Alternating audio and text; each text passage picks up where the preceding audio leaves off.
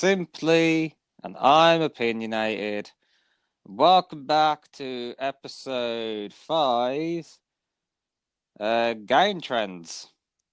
This But what? Oh God! Oh gee! Oh, you scared me. I didn't know you was here. didn't announce me, didn't know I was here. Okay. Invites him. Yeah, sure. Anyway, so this was lovely suggested by a mutual friend of ours, Nathan, aka Abandoned Poet, because we were kind of like wanted to branch out a bit and asked if people and topics from us, and one of these came up, and yeah, so we'll be talking about basically the big franchises or games that were hitting a peak at some point of their lifespan, and what we think of them, and why some of them are continuing a massive following while others are left in the dust, basically. So yeah, I would suggest that. Adam, what is like a franchise that you would say that you play that is considered trending? I did put on that in quote unquote marks.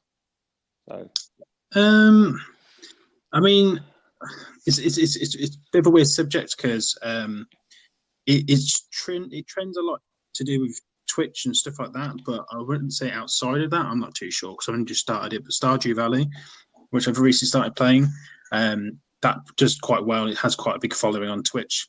I think because it's quite nice to watch people play it because the music's quite relaxing, like you've said yourself, and it's quite easy going, and you can kind of just have it on in the background, and it's not too stressful to watch, kind of thing. yeah, But in terms of a game that I used to play, because I don't play it anywhere near as much as I used to when it first came out, but PUBG was a massive one for me when it first came out, and I think it's still pretty popular now, but nowhere near as it was when it originally came out because everyone had the hype around it being the first, even though it wasn't technically the first battleground game, but it sort of was first popular one anyway. Because we don't took the first one didn't do very well because I think the developers did like a rubbish job on it. But PUBG was like the first one that took off, shall we say, and became like a trending thing. And then the reason that's gone downhill quite a lot is because they just took so long to bring content out for it, and they didn't fix a lot of the bugs. It wasn't. I don't think it was like crossplay straight away. It took them like a while, like well over it, if I remember correctly, possibly even longer. It's just I think they were a bit too slow on the update, and plus, I think a couple of months later, didn't it? Like Fortnite came out not too long after that and kind of stole a lot of their audience, yeah.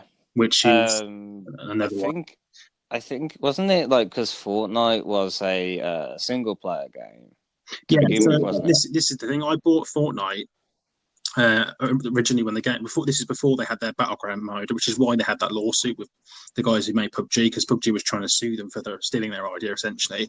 Which, to be fair, I can kind of understand why they were trying to say that, even though I don't think they actually won. They didn't know they didn't win in the end because they can't. They weren't even the original owners of the idea. It was someone else. Yeah. But I got the original game, which is sort of like a zombie survival horde mode. But like you build a base, and then a zombie horde comes, and then you have to defend against it. And that's like basically what the main story was originally. And then this battle royale mode was a free add-on, and it was literally you could literally get it as a separate download to them. You didn't have to have the main game. So a lot of people don't even realize that it's got a main game to it because no one plays it anymore. Which is a shame because I actually liked Fortnite before it was cool. Yeah, I'm one of those guys. Before I liked the actual, like, didn't the main game with the horde, like the base building and the horde mode and stuff. I actually liked that, but because they kind of didn't really focus, obviously, all of their focus went into the battle royale mode because it was making them a shit ton of money. They kind of just left it, and it got like really buggy, and then they didn't update the game. There was no content, and no one plays it. I don't. From what I checked, people are saying you can't even get onto the game because it's like there's so many issues, like it just crashes a lot and stuff now, which is a shame because it was really fun at the time. But that's obviously what happened with PUBG. Like a lot of people just transferred over to Fortnite, and I was like really against Fortnite for like, years, man. Like I never wanted to play it until like probably about 2 years ago. One of my mates was like, just try it because it's really fun when you're playing with friends. And I was like, oh, I don't know. or one of those people that's just really, really against it. But then I thought to myself, well, why am I against it? Because I've never actually played it. And I don't believe in judging a game until you've at least given it like a solid hour or Yeah, something. Um, because, 100%. you never really know if you're going to like something unless it's like something that you definitely know you're not going to like. Like I'm not a football fan at all. So for me to go and play FIFA, I don't even need to play it to know that I wouldn't enjoy it. Do you know what I mean? That kind of stuff, I understand. But if it's just like a type of new game um, that isn't like got like such a strong topic to it that you possibly might like it if you try it, then I always tend to give them a good hour.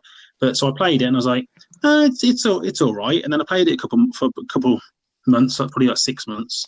Got a bit into it, and then they had a Marvel Avengers event on there, and that was quite fun. But it was fun for like 2 weeks, and then it got a bit silly, and they kind of ruined it for me, and I got burnt out of the game. I haven't played it since, Yeah. because I think they just got a bit silly with it. Like you could do all sorts of stuff in that, but I did try PUBG again recently, and it's these sorts of games, like the battle royale sorts of games, or not even necessarily just the battle royale games, because you've got games like Warzone and stuff. I've also tried and I didn't like. For one, I'm just too terrible. Like I'm far too old. I think now my reaction times are so slow compared to some people on there. By the time I've shot someone, they've made a sandwich, gone to their mum, come back upside, and then shot me twice.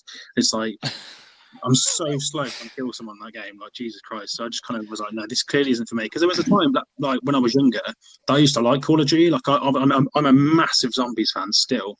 Like Yeah. the last Same. 3 Call of Duty games, I've only bought them for the zombies. Whereas I think it was Black Ops 2 or Black Ops 1. I actually played the multiplayer a bit and got into it a little bit, but since then I've just been because for those sorts of games you have to really play them a lot to get into them and get decent at them, and I just don't have the time, which I think is probably the issue. Um, whereas you've got people who just sweat on it and just it's so good it's not even fun to play against. So that's why I kind of stopped playing them. But those sorts of games are similar to the battlegrounds. I feel I can only ever play them now with like a group of friends. Like you've got 3 friends to have like a squad game because I enjoy the conversation of like messing around with your mates rather than necessarily the actual game itself. I don't think the game's really that important anymore for like multiplayer games. It's more who I'm playing with. Um, Yeah. Whereas stuff like Stardew Valley and Minecraft and all these other types of like more chilled out games that isn't like PvP. Jesus, I can't talk today. Yeah, it's PvP. PvP based. It's not as stressful for me, so I can just I don't have to concentrate as much. It's more chilled out. I can happily play that on my own for hours and not really give a shit. But you won't catch me on like Warzone or Fortnite or PUBG on my own. It just won't happen anymore. There was a time, but I can't do it anymore personally. Yeah. It's. I totally understand why people get burnt out when it comes to trending games because the problem is most of the fact that do really some of these games deserve to be popular or trending. And I know that sounds like a weird kind of way of looking at it, but let me explain. So, like Fortnite, for example, I do not like the game, but have I played it? Yes, I have. I played it for 2 weeks, and I thought it was not as it was portrayed to me. There was a lot of me just standing on the ground, waiting to literally die. There was this mechanic which I didn't understand. I know how you build stuff and things like that, but a lot of the things were just like broken, in my opinion. Like a shotgun was basically not a shotgun; it could shoot you like a sniper rifle. I'm like, okay, because that makes sense. Uh, and then the whole battle royale concept, I loved. That's what brought Yeah, me to Fortnite in the first place, and the fact that I thought it was a cool concept of having 100 players in an arena, last man standing or last team standing. Cool concept, but from how many people now that have been copy and pasting or bringing their own little spin to the battle royale formula, it has literally become a massive shit fest of you're missing the point. You're missing the point. You're missing the point. Like, for example, I feel like Black Ops 4's Battle Royale was actually pretty good, but it did outstay its welcome quite a lot. And considering the fact they sacrificed an entire campaign, Yeah, I don't agree Uh, with it, by the way. But yeah, carry on. yeah.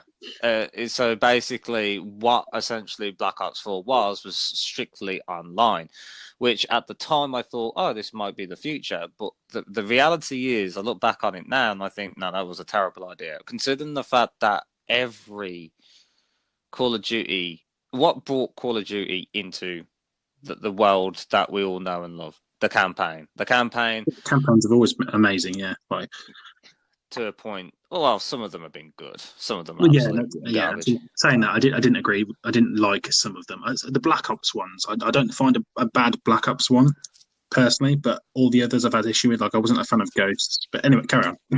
Yeah, no, it's fine. It's I just think that, for example, a campaign should enrich you, and you shouldn't be forced to go. Like, if you're not a fan of multiplayer games, you shouldn't be forced to play a multiplayer game. You shouldn't be forced to do all this online crap because that's the trend. The trend is you playing with friends, and then obviously you convince other people to get the game, or you show them the game, then they get it, and it's infectious. Some people just don't like online games, and I can completely 100% understand why, especially in um, this current time, because some people are just so anal about it. Like some people are just like, this is what the term toxic communities come into light, and you will find that every popular game has a toxic community. Some are more toxic than others. For example, the Dead by Daylight franchise is notoriously known for its toxic community. The Call of Duty series has a toxic community. As well as League of Legends, apparently it does have a bit of a toxic community. World of Warcraft, I could go on, but that's the thing. Multiplayers trend because you can bring other people, and then you start making clans, making all this, and like I think the one of the only few I would say that well, like I said, all of them have toxic communities, but the one that's built in such a way where you don't have a clan, you don't have a system, is Minecraft. Like, you just bring people on there and you just chill, and then you just make stuff and things like that. I would say my the only like trending games that I've played that I haven't really played but I have enjoyed is Apex Legends. I actually thought that was decent. I still think it has issues, but it's bearable, and I don't think that community is that bad as well, from what I heard. So Uh, I'm surprised you like that because I find that to be the worst one. Um, I think it was because that each character, since the limitations of characters helps, um, and I preferred it because it was I think you have to play it as a three man. It could be different now since I last played it, so that's why I'm like saying that I enjoyed it for a little bit, but I haven't played it since. I haven't played it in like since what season two, and it's on season seven now. I'm just saying that I did enjoy it at the time. I can understand why people enjoy that one, but then I just don't understand like Warzone, because legitimately you're either damned if you do or you're damned when you don't. When it comes to like, oh, he's just camping in the corner and just waiting for people to go past.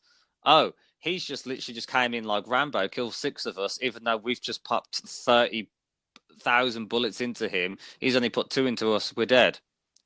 So it's a win and lose situation when it comes to like Warzone, yeah, and like again, depending on what you play it on as well. Because I've never played a Counter Strike game because that's more PC, isn't it? So it's kind of like hard to like judge that kind of game. But for something that looks like a bag of shit, which it still does, it is extremely popular. It's madness. It's not the quality of graphics that is important. It's the quality of the actual gameplay which keeps some people back. That's why people don't give a crap about Minecraft, because that's what's more charming about its 8-bit design. yeah. Um, and but at the same time, there's just so many trending games now that are trying to outdo each other. But I think a lot of them are lost their spark. And the one I can say in full confidence that lost their spark was the Call of Duty franchise. I think they lost their spark pretty much after Black Ops 2, which I still consider one of the best multiplayers. An all right story. But in terms of multiplayer and zombies, I think that was its peak. And then it kind of just descended down there. Not saying that the unplayable, like World War Two was playable, Black Ops 3 was playable, Black Ops 4 was playable. I think it's just getting worse and worse. Especially with like Advanced Warfare, Ghosts, them two ones especially get so much garbage thrown at them in terms of the Call of Duty community. And like I don't think they've learned, and I think it's because they don't care. Because they pump out a Call of Duty every year, and it's like you don't need to pump one out every year. You're not a FIFA game. You don't need to do this. I know They that, they essentially are, aren't they? At this point, people would it like if they didn't, people would probably go mad about the fact that they wouldn't. Do you know what I mean? So they probably part of their contract is they've got to get one out every year, I guess, for their sponsors. I'd imagine. but seeing how their battle pass works, you how Call of Duty's battle pass is, it's either you either play our game or you play other games. Because first off, the gigabytes is unreal. How much gigabytes? Oh yeah, It's like over 115 gigabytes. It's like okay, so you're taking half. I may be exaggerating, obviously, but you're I taking think half my storage. I think you're giving it too much credit because they originally when it was going to come out was 250 gigabytes was actually the install what it was meant to be, but they compressed it down to 100 and something. But it was originally going to be 250 gig. That to me is insane. Like Yeah, it is. especially considering the other fact that there's so other online games that don't even go past 60 gigabyte, not alone anything else. Like, it just mind boggles me where it literally puts you in a situation where, oh, here's the newest Call of Duty. Forget everything that you did in the last Call of Duty. What's that? You care about the one 4 years ago? Don't give a shit. New one now. Everyone play this one. This is the best one. And we're going to continue doing the same multiplayer, continue doing the same zombies, continue to doing the old spec ops, continue doing Battle Royale because every other person's doing it. And it's just like, where's like the reason why Modern Warfare is still considered in high regard and people are still playing that till this day in terms of multiplayer is literally because they changed the multiplayer genre. That was the game that stepped things up. Yeah, Nothing's really. innovation. Yeah, nothing's changed really, has it much other than graphics? Mm. And to me, that's a slight issue because if I like look at, for example, GTA 5, right? That had came out in 2013. And to this day, you know what they just keep doing? They just keep updating it, put new stuff on the online. And to me, that is a company that rather gives a shit about their fan base than the actual money. And that to me, I get why Hmm. a lot of people don't like GTA, which I can totally understand why you wouldn't like GTA. Because GTA 5, even though it was a really good game, it's not the strongest story of the whole franchise. I can say that in confidence, but still, to me, that is a game where people can go in, play it, and it still has a strong fan base considering the fact that the game is what 8 years old. Yeah, it's a weird one with GTA because um, you said about how they still care and everything else, but it's like if you look on the other hand with them because it's Rockstar that owns it, isn't it? Yes. Whereas I put so much time and effort into the online, and you said that you don't think it's about the money; it's more about the fan service. I don't really think it is. I think it's more the fact if that game didn't make billions a month off of shark cards and stuff and customized people, skins people buy and everything else, cars. I don't reckon they would, but because they make such a stupid amount of online purchases from it, I think that's why it's still being updated. Because if you look at their other massive property in Red Dead Redemption, which their campaigns are some of the most detailed campaigns I've ever played. Like, especially the newest one, Red Dead 2, the campaign is so detailed. I mean, your beard grows in real time. Like, you have to, like, if you get injured, you'll actually have to go to a doctor. Like, there's so much things to it that are so realistic. Like, the fact you can grow hair in that is kind of insane. Do you know what I mean? Yeah, Um, that is detail to detail. yeah, so they did put all that detail into that, and then you go onto the online version of it, and still to this day has not really had a decent update since it came out, which is shocking considering the first Red Dead Redemption Online was massive. Everyone loved it, so everyone was really, me personally as well, was almost because I was a huge fan of the first game, especially the online part as well. People were really hyped for the online when it came out. It came out, the servers were empty. There was no updates for nearly over a year, probably longer than a year. I think still it's had like a couple of updates now, but no one plays it because they've just left it because it wasn't making them money, so they've just dumped it. So it makes me think, well, if that was the case of GTA 5, would they not bother and just leave it because they're not making any money? See, I can understand where you're coming from with that like point of view, but at the same time, you don't have to buy an entirely different game to do that, and you don't have to be forced to buy the sharp books or whatever you call it. It's an optional choice, similar to like CTR with the coins that you earn through races. You don't have to buy them with real money. You can earn them through in game and online. Um, but it's not making you buy in a completely new game. You know what I mean? So I'd say that I can see your point, but I would still think they care about the fans more than the money. Unlike Call of Duty, whoever's running that now, which is a lot of people like Sledgehammer and stuff. Well, it's Sledgehammer, Treyarch, and I forget the third one, but Raven. yeah, but they take turns on it every year. I think make one person gets to make it every year or something. Um, well, at least they did because it was like Black Ops, then Modern Warfare, and then there was like Ghost. Or was Ghost part of Modern Warfare? I forget now. Ghost was part of Modern Warfare's.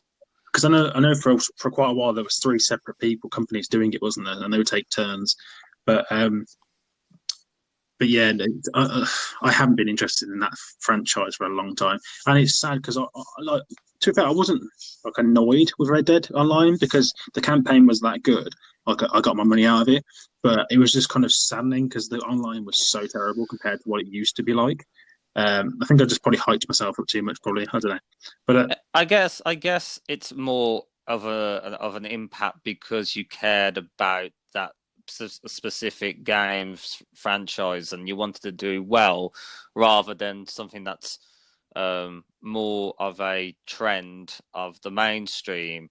Because you could argue the fact that I wouldn't say Red Dead Redemption 2 had I wouldn't say it was mainstream. It was popular, but I wouldn't say it was there with the titans of like trendies oh no, not at all. Yeah, no. because of the lack of multiplayer. Because that's the sad reality is as well that a lot of campaign single player games, if it's not online, people don't really come towards it anymore, which is massively sad. Because if it wasn't for like solo play driven stories, one player's experience, you wouldn't be getting half the good shit that you do now when it comes to the multiplayer experience. I mean, take GoldenEye for like on the Nintendo 64. If that game didn't exist, we probably wouldn't get half as good as the 3D first person shooters that we do get today. Like Doom is a massive impact. That is like the father of FPSs. Oh But yeah, so this is the thing, isn't it? A lot of RPG elements are stolen for online games, but people don't seem to realise that. yeah, a lot like little tidbits of like you think managing your weapons slots and your different grenade choices is hard.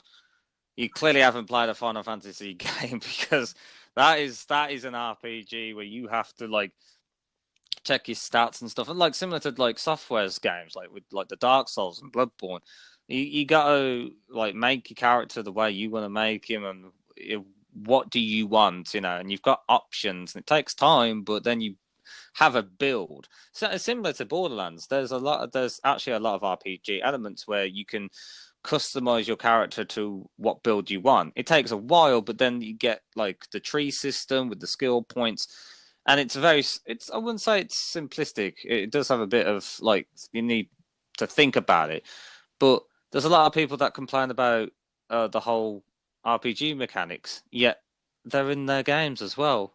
Like they're in the games that you like play every day. Yeah, And considering the fact as well, like I said, if you play a trendy game, that's the only thing you can play. Like I felt so suffocated when I started playing DBD so much more religiously because I felt like if I couldn't keep up, I'll be left behind. Now yeah. I It kind of goes back to my comment of you have to play it all the time, otherwise you're not going to be decent at it. mm, Yeah. like you get rewarded for playing it a lot, but if you don't, this is why I hate battle passes. I detest battle passes. Oh, yeah. Like it is such a cheap way to like, oh, you ain't got this, you're going behind, you need to keep up. Like it gives you that mentality. Now I know it's optional, however, um, this is another thing I have a problem with Call of Duty is they just leave, just playing the game generally. You get jack shit. So unless you put extra money in, you get what?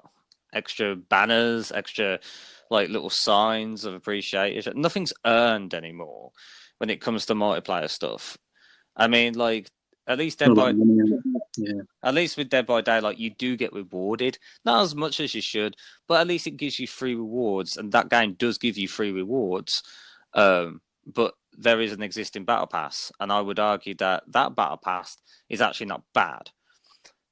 Hence the reason why I use that battle pass because I play the game a lot. But I don't feel like I need to play DBD every single freaking day, unlike what other multiplayer, battle royale, whatever games do. They literally make you feel like you cannot play any other game other than that one because you'll be left in the dust. And then the kids at school will laugh at them and bully them to submission or some weird shit.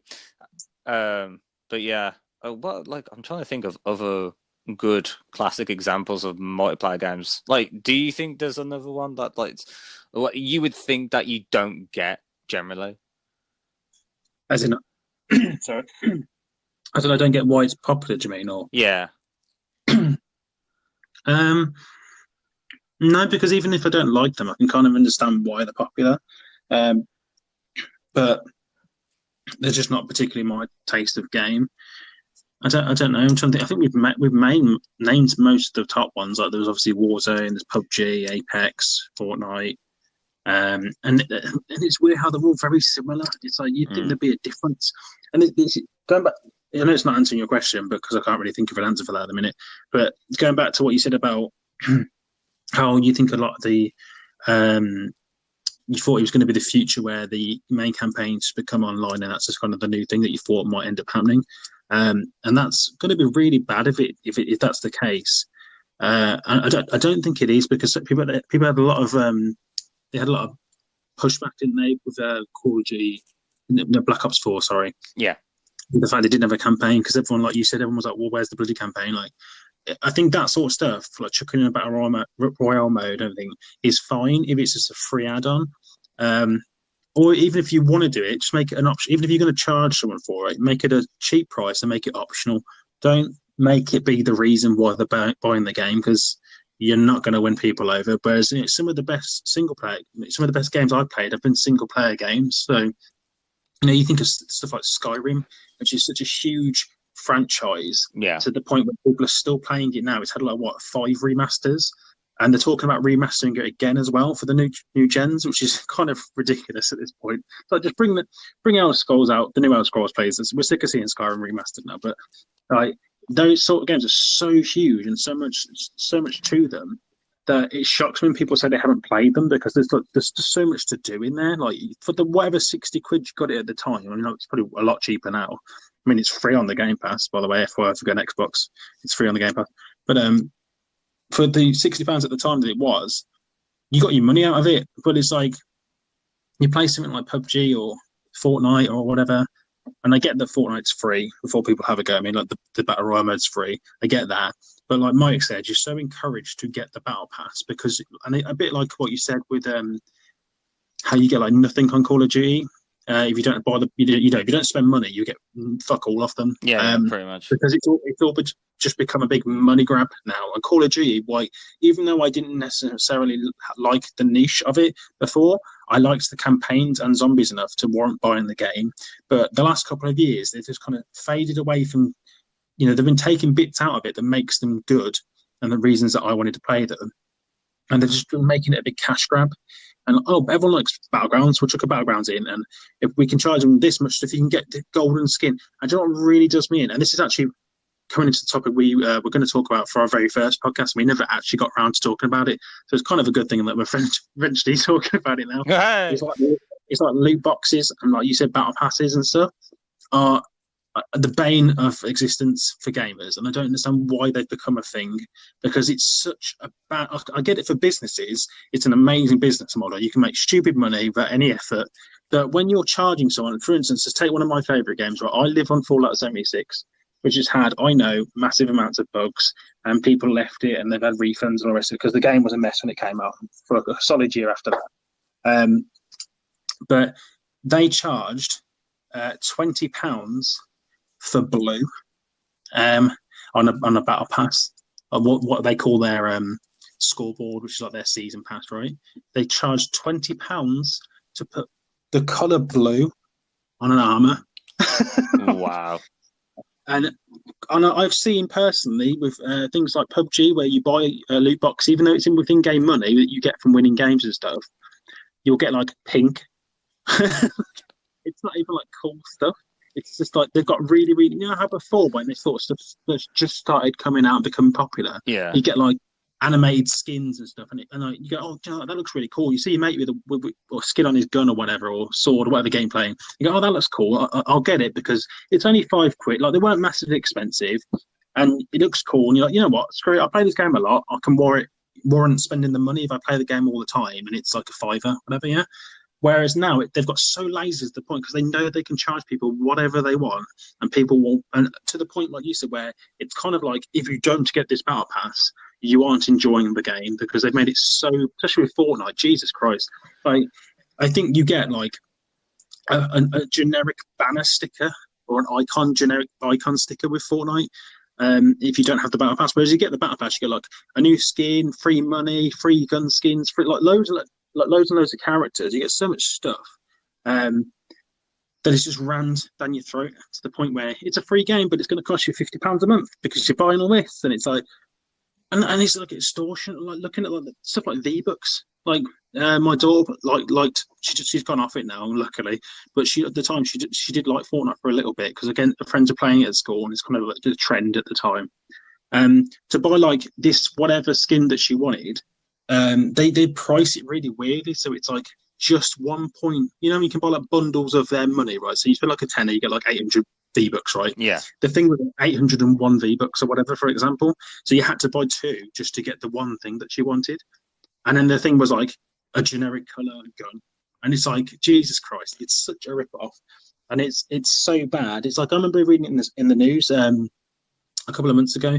Someone had to their kid obviously had like an account on Xbox or whatever it was, and was buying loads of like V-Buck stuff for Fortnite or Warzone, whatever he was doing. Again, another thing I don't agree with is kids playing stuff like Warzone when it's like 18 rated and stuff. That's kind of ridiculous, but that's another thing. That is like, so the irony, because I think we mentioned it in one podcast earlier, where, isn't it funny where you get like the 12-year-olds that shout, your mum's this, blah, blah, blah, on a game that's supposed to be for 18 plus, yet you see adults play the game that you would think the 12-year-olds would be playing, aka Minecraft, which is like, I just find it, the irony of a younger person would rather shoot people in the face, and then the adults would prefer like playing with blocks. It's just a weird like parallel. Like a flip, yeah, it's weird. But I forgot my point now. What was it? Yeah, that was it. So I saw in the news that this kid had spent loads and loads of money without thinking, because obviously he doesn't know the value of, if I take my daddy's credit card, it's going to spend loads and loads of money. The parents he spent that much money within 1 month on Fortnite that he had to remortgage their house. That's insane. What the hell? And I get what people before people say like in the comments or whatever, oh well you can put parental controls and stuff on. Most people don't because those accounts are normally that adult's account. Yeah.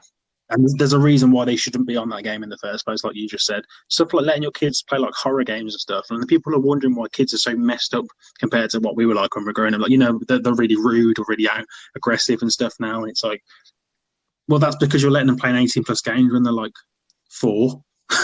Exactly. It's crazy. Like, I remember seeing one of my daughter's friends. She's got him on Xbox on my account, so she can just chat to him, play Minecraft with him.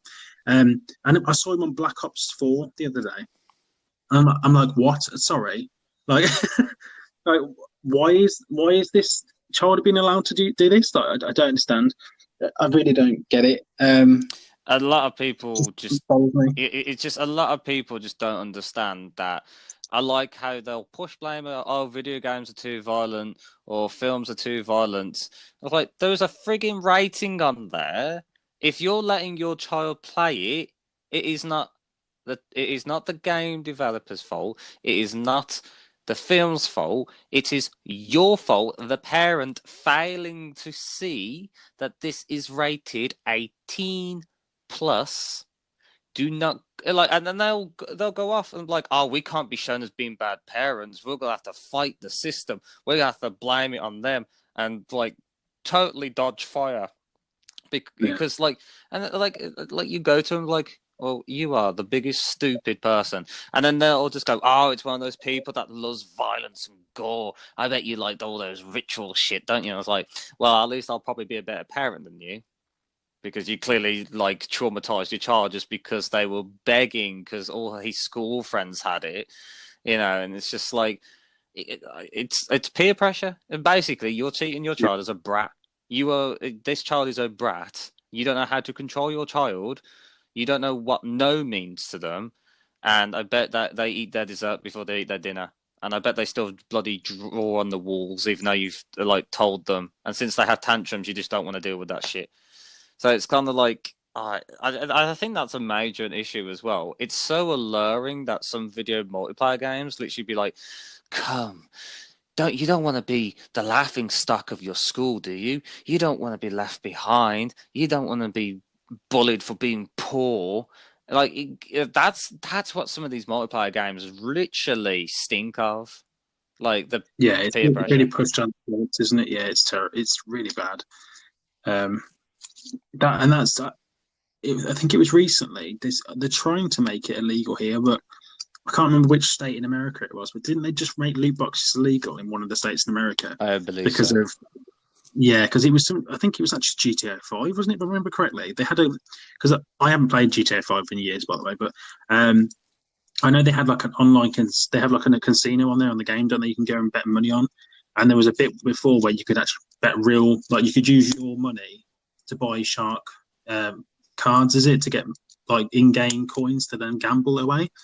And then they ended up filing for a lawsuit because that's essentially getting a child to gamble in a weird way. Do you know what I mean? Because they're still technically spending real money to then gamble it in a game, and that's like against like a gaming policy. You're not meant to have like gambling in games. But then I always thought to myself, well, yeah, but it's an 18 plus game, so so it's not really getting kids to gamble. If there's kids gambling on GTA, they shouldn't be playing GTA anyway.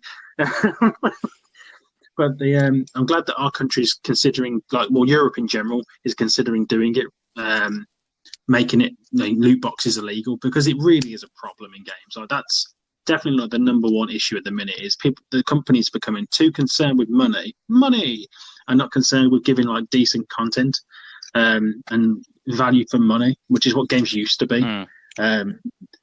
E.g., things like Skyrim. I mean, Jesus Christ! I mean, how much is Minecraft to buy now? It's like what, 20 quid, probably like that. I I don't know how think it much was it is. about 16 quid when I bought it, so it wasn't too Yeah. bad. And the reason people play that so goddamn much from what people have talked to me about. I mean, I do play occasionally, but I get bored fairly quickly on Minecraft occasionally. But it's they keep coming back. Even if they take long breaks, then they come back to it. It's because the creativity. My mate, in fact, it was Jordan said this to us. He said it's such a cool game because you can literally do whatever you like within. And he said, the graphics are terrible, But you can, if you're playing on PC, for instance, you can get texture packs and stuff for that to make it look more pleasing to you. Whereas the actual base game of it, even like the Bedrock version, which is on consoles and the very base you can get on PC as well, is so much to do. As long as you're a creative person and you can think of things to do, there'll be so much to do on that game, and you'll get so much value out of the money that you put into it. Comparing it to something like Fortnite or Warzone, and there'll be people that do. Obviously, there's a lot of people that enjoy those types of games, and will probably argue the same case. Well, I can spend hours on Warzone and everything else. So, but my personal thing with Minecraft, why I like it so much, is because like you build something, you can come back to it like a project all the time, which is why I've really enjoyed starting playing Stardew Valley, because it's like a project you can keep coming back, and the more you play it, you see progression in it, and you see actual things have changed. Where things like Warzone and PUBG and Fortnite, you play a game, you die, you respawn, you play a game, you win, you play a game, you die, you respawn. Like, does you actually really get any sense of achievement out of it, other than that tiny win that you might get, or that kill that you might occasionally get? But more often than not, it used to cause me stress and headaches, so I just stopped playing them Yeah. because they just got me really angry. And I don't like. I play a game to chill out, not to get annoyed and stressed. See, this is why I found it confusing when, like, a game like Fall Guys, for example, literally lost its that because that trend, and then it literally died of a trend. Oh, it died. Yeah, I still play it because I enjoy it, but I understand why winning a crown is so important because it gives you that adrenaline rush. It gives you like, yeah, I was number one, let's go again, and it's massive. It's basically a massive, people like Mario Party. It's basically yeah. that, but all the mini games, but you get rid of the board game element. That's basically it, and it's that mixed with Hunger Games, and it's kind of fun. Yeah, sometimes it can be too repetitive. Yeah, some of the arenas are pretty bad, but it's still fun. But it makes me laugh how that lost pop that died in terms of trend. Yet you get the same battle royale bull crap. And speaking of PUBG, Nathan's playing it right now for charity. Everyone just literally looked at it and just like, oh, I'll just pop that on. So I'm gonna ask him how he thinks of PUBG because I've never played PUBG, so I can't really judge it. But huh? It's crossplay, by the way. It's crossplay. Oh, is it crossplay? Yeah, we play it together. Oh, I might play PUBG. So, no, Massive bad, hypocrites. bad battle royale. Fuck battle royale games. There, boo. No, but like the thing is that there's just so many games that just literally copy and paste. That's my issue. You could argue the fact that like multiplayer copies and pastes, but I think multiplayer is just basically the core standpoint of V1v1 and that's it. Anything from there you can expand upon. But I feel like there's another way you could expand a multiplayer game rather than a battle royale. And I know that some games are literally just pumping out battle royale games now, like no tomorrow, just being So, just being cheap clones because they know they'll get sick and tired. Like, oh, I haven't won number one on Fortnite or PUBG or whatever in ages. This is boring. They've changed the game too much, even though they actually haven't. You're just in denial. And then it'll be like, oh, here's a bootleg version, or here's a cheaper version, or here's just another version of the game that you're playing, but it has wizard hats or some shit like that. And it's just like, oh, a new one. This one's he's a better. wizard, Harry. Huh? He's a wizard, Harry. He's a wizard, Harry. He's number one, Victory Royale. But like, yeah, it's. Why did you go pirate then? So I was trying to do Hagrid, and it just came up as like, "Yar, she mateys, there she blows." Davy Jones, locker. Spelling armor, sorry.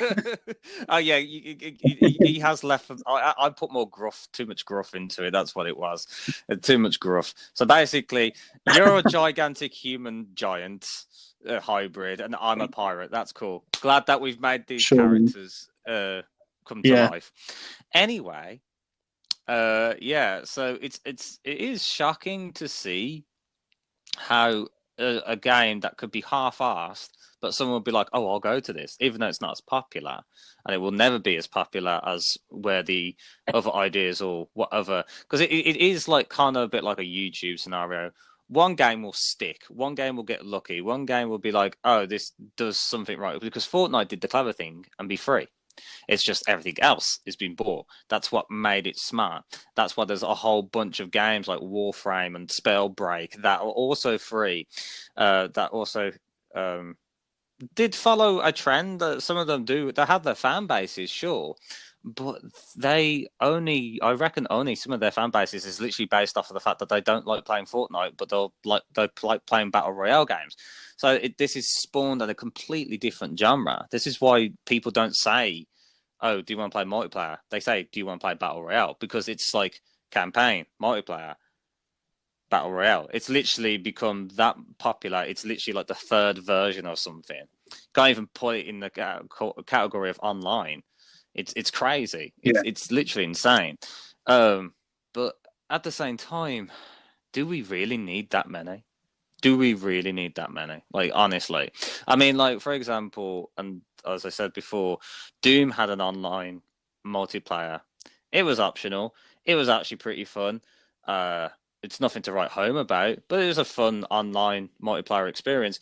But that was dead. That was dead before it even got released. It was like literally dead as like because no one played Doom for multiplayer. Like that's kind of like saying that you went to a dessert shop, but you wanted the deep fried salty thing that it's like, no, you go for the delicious sugary treats, not that dirty salty saturated fat thing in the corner. Like, yeah, that's completely besides the point.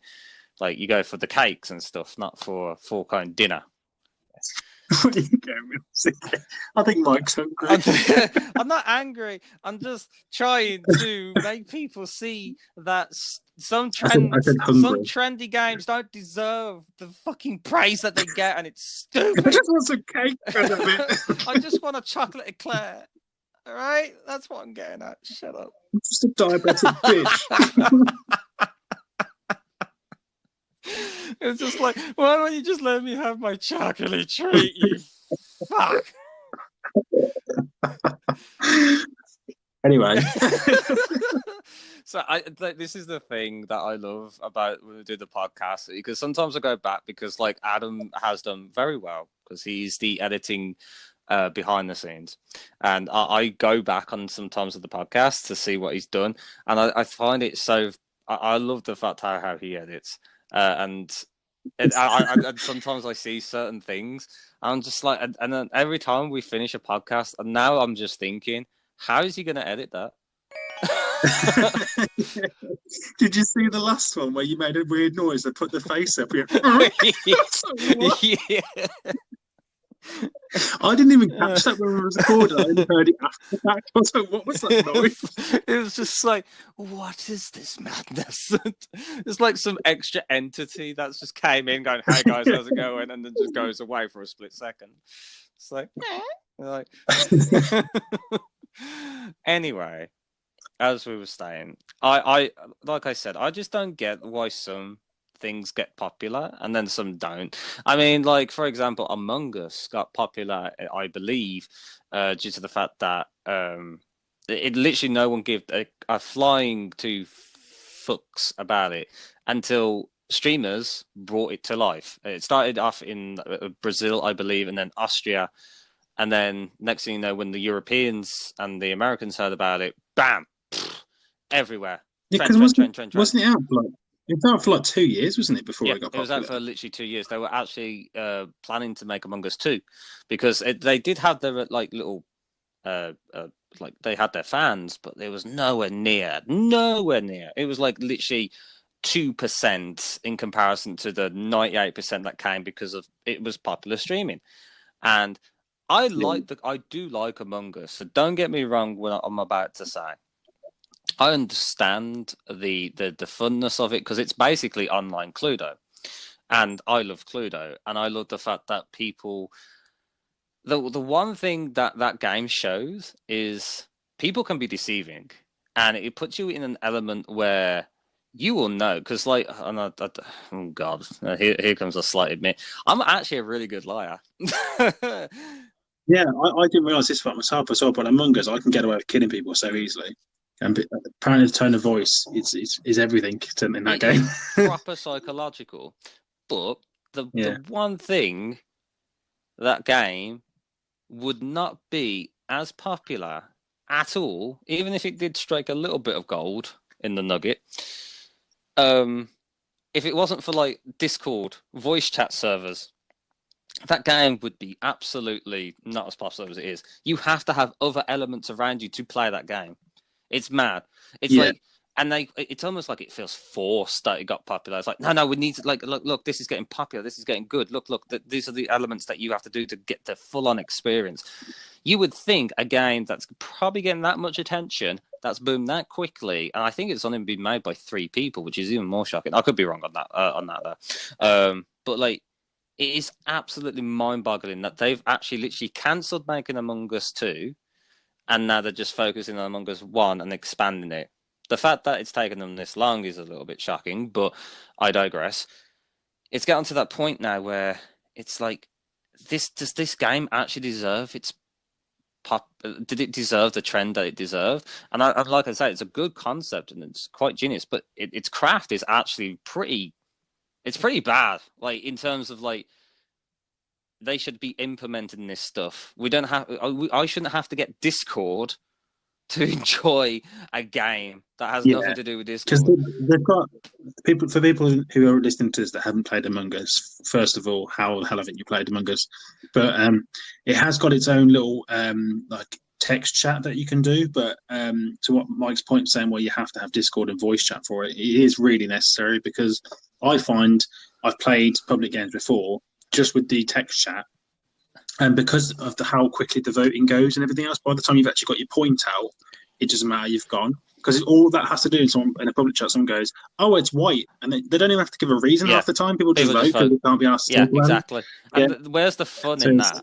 Where is the fun in that? yeah, It's I could never play Among Us with randomers because it's so bad. And a lot of people are just like, "Oh, red vented, cyan killed him," and you're just like, "Okay, proof, where, location, nothing." And then some people are just like, "Oh, that's the only thing I need to do." He said a color, and it's so it's bad. enough for me. And like, and some of them as well, like literally will go to the voting table, vote, and go, "I saw that guy vent," even though he didn't. He just wants to eliminate people. There are so many like, I know there's trolls everywhere in every game in terms of online experience. I understand that, but the fact is, like, I bet a lot of people will be like, "Oh, this game's trending because Markiplier or Jacksepticeye are playing it, or Yeah, yeah. Corpse's husband or PewDiePie are playing it," and then they actually play it themselves and going, "Well, this isn't the experience because you're not. You have to have the Discord. You have to have the friends that have it. Texting in that game is god awful. It is god awful. I would not recommend playing with randomers on Among Us. Yeah, we didn't do it to a private game. It's more of a fun Yeah, experience. But I think that's kind of the point with not the point. Sorry, I think that's kind of the reason why a lot of these games have taken off. It's like, if it, for instance, Fortnite, I would argue only got really, really popular because Ninja was playing it on stream, yeah. and then it blew him up, and then blew them up as a company as well. And that's the entire reason it's still going now, is because Ninja still plays it till this day. Um, so if you didn't, they have that influencer boost, don't Mm. they? That gives these games what they If are. if you if you if you turn a person who plays it, he's part of the experience. He's the person that is intrigued of the product. He's promoting the product because he is the same as us. Is that this time he's got cameras on his face, so he's the perfect person to idolize, or the perfect influencer because he's playing the game. Just like you guys. I mean, You know. in a sense, I can kind of understand why that works in a business model, because if I've ever been interested, even slightly interested in a game that's about to come out or has just come out, and I see someone playing it on YouTube or see someone streaming it, and I can see their enjoyment from it, that makes me want to play it more, even if I play it myself and I don't enjoy it, because I can see someone enjoying it and like getting really involved in the game, it makes me want to play it more. So it's a very clever move with them to give free copy, because I know they've done it for years now, but like, they send free copies out of games like weeks early to like YouTubers that have massive followings, so they can bring out early videos and get people's hype. And you'll probably see it with like Resident Evil: The Village when it comes out soon. Well, I say soon; it's a few months yet. But you'll see early copies of it come out, and you'll see YouTubers that have already played the game and have recordings for it. They've probably already got recordings now. They've probably had it months early, just so they can get you people like hyped for that sort of stuff, can't they? And that sort of stuff is, I don't really mind, but like you said, it kind of sometimes makes games seem better than they are, because especially with the YouTube side of it as well, because videos are so heavily edited to a point. Like, say for instance, Cyberpunk and how much of a mess that was. Um, they could have given a YouTuber a copy of that, which they probably did, and they could have edited out all of the problems that they had, like the game crashes and the glitches and all the issues. They could have edited it all out and put like a nice video out of them just enjoying the game. You've watched it, you've enjoyed it, and then you come to play it yourself and you've realised, oh, this is a dumpster fire. But because you've watched it on YouTube, you've got like a false sense of what the actual game's about. That's the stuff I don't agree with. And I feel like they've done that with a few things recently. And it's like, I wish there was a bit more upfront. And especially, this is another thing, it's just sort of off topic, but like stuff with, you're talking about Cyberpunk, for instance. I would rather wait like an extra 6 months for a game to be actually, fully ready to play, rather than having what seems to be the trend over the last couple of years of just sticking a game out because, I need money. Which a lot of companies have done. I mean, they did it with like the Star Wars Battlefront game. They've done it with loads of different ones recently. Fallout 76 is another massive one that was so broken that needed an extra year before it came out. There's tons that I like it, that really should just give them the extra time, because they're so pressured to get games out all the time, especially if it's a big franchise like Call of Duty or something, where you said like before, people that could probably expect one every single year. And so, especially like the year, coming up to a year now of COVID, and that most of the developers probably would have had to have worked from home. I'll be very shocked if you get games come out this following year that don't have any issues. Like a serious issues. Like Cyberpunk was a brilliant example of that. I really do think a lot of the reason that game was so bad is because people had to basically finish the game at home, like with half the equipment that they needed. So in a sense, I don't blame them, but in a sense, they could have waited to release it till later in the year, knowing that they initially, because at the end of the day, it takes one person to go, okay, now we'll release it. So that person really should have thought, maybe let's not release it if it's so bad at the minute. But that seems to be happening more and more and more with games, and I just don't want it to get to a point where we're playing. I mean, we're already doing that. Buy like an early access game where you can buy this game for. I mean, Ark Survival did it, didn't they? You could pay like £10 for Ark, and then this game might be finished in the future. But if the company doesn't want to actually, whether the company goes bust or they move on to different projects or whatever the reason is, the game just doesn't get finished. You've just bought a game that isn't even technically playable yet, and they've done it with a lot of things. Like Starfield did it for Bethesda. That's not even out yet. That's not even had a trailer or anything yet. It's meant to be coming out this year. And people have like put money into the early access into that, and do they know whether they're actually going to get the game or not? And this happens with a lot of stuff. And it's just, this sort of stuff is really damaging to like the gaming industry and people getting more involved in the game. On top of like loot boxes and people being obsessed with battleground royales. How is that not dead already? I really don't understand that whole concept. The Hunger Games was so long ago. Why are still people craving it so much? Is this the part where I say you're right there, mate? It's just because these are like the top three things I feel that are the issues with gaming at the minute. It's like every company being obsessed with having to put a battle royale version in their game. Like Call of Duty, perfect example, right? Fallout 4, Black Ops 4 did not need to be just a battle royale mode. It really didn't. Like they could have put a wicked campaign and then left the normal multiplayer, the copy and paste multiplayer that they've always done, and then zombies, and people would have been happy. But they felt like to take this weird direction with it for some reason. And so the battle royale, I think, is a massive issue with trending games a lot of the time. You look at the top like 10 games, and you've got like Apex, PUBG, Fortnite, and Warzone.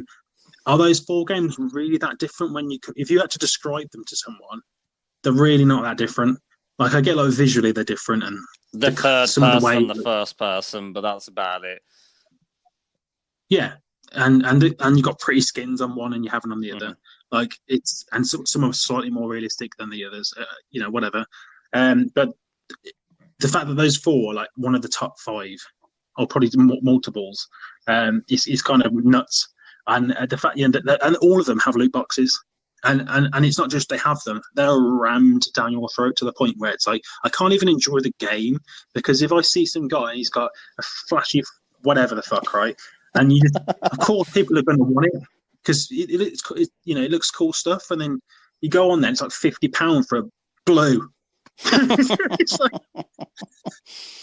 Is that point one or is that point two? I couldn't tell with your 3 so point. point one was the battle royale, which is what I've had. It feels like it's not like you said.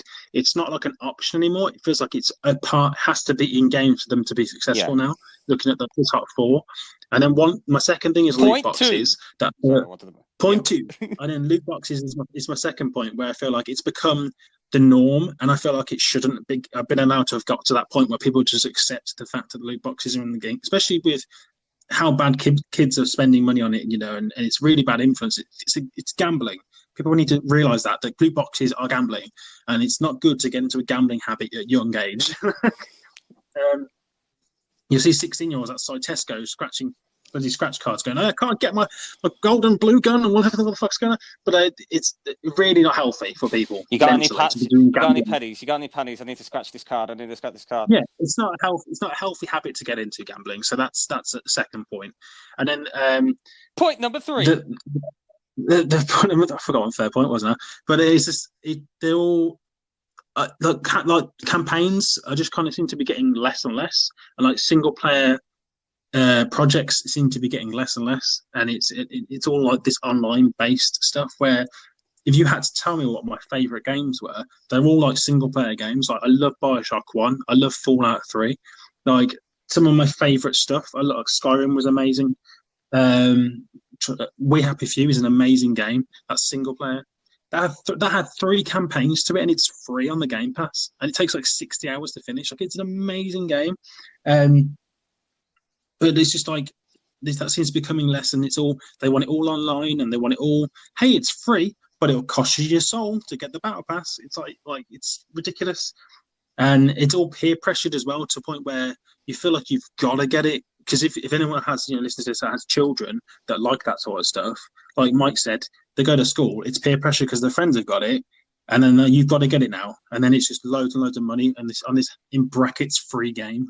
I really don't like the way they're going with it, as like like a gaming in general is going that direction with it. We're already there. We've been there for years now, but it's just a problem. I'm just worried it's going to get to a point where that's what every game's going to be like, and then I'm just going to be like, yeah, I'm just done with gaming. Which is well, during that time of your 3 points, I'd like to say a few things to a couple of companies during this. Dear Capcom, stop making online multiplayer games. Thank you. Moving on. Number 2, whoever makes Call of Duty, please just make it. Don't pump one out once a year because it's stupid. Battle Royale games, calm it. Stop forcing us with battle passes. Please stop. Number 4. Capcom, stop making online multiplayer games because that's the reason why Resident Evil 3 was shit. I was just about to say, you reminded me of Resident Evil 3, and that's a perfect example of my point, is the fact that Resident Evil 2 Remake was amazing, and they took that hype from Resident Evil 2, rushed it, and then just shit out a quarter of the experience and went, oh no, it's okay though, because we've chucked a PvP mode in that's kind of crap, but it's free. But not really, because you have to pay £60 to still get it anyway, so it's not really free. So that is the best example, like the most recent best example of what I was on about. It's like, even that, Resident Evil, as most probably listening to this are aware, has been an amazing single player franchise. The odd few, 6 and 5 weren't great, but albeit that, most of them have been amazing. I love Resident Evil 4 to this day, where I can continuously keep playing it, go back and play it again, and it's still just as fun. What you're buying, it's lovely. Everyone loves those selling. They're one of the best action horror games you'll play. I love those sorts of games. So the fact that they're redoing Resident Evil 4, I can't wait for. Can't wait for. But move on. But the fact that they've impacted that series as well shows you that they're not scared to do it to other ones. So, are you going to be playing the new Elder Scrolls for an hour and then it just turns into, oh, you've got to buy this £60 loot box to get to the next campaign? And it's like, or is an area of the game, the map, just going to have like a big loot box wall in front of it where you've got to pay £60 to get to the next part of the world on a There boat or something actually stupid? has been a game that's done that.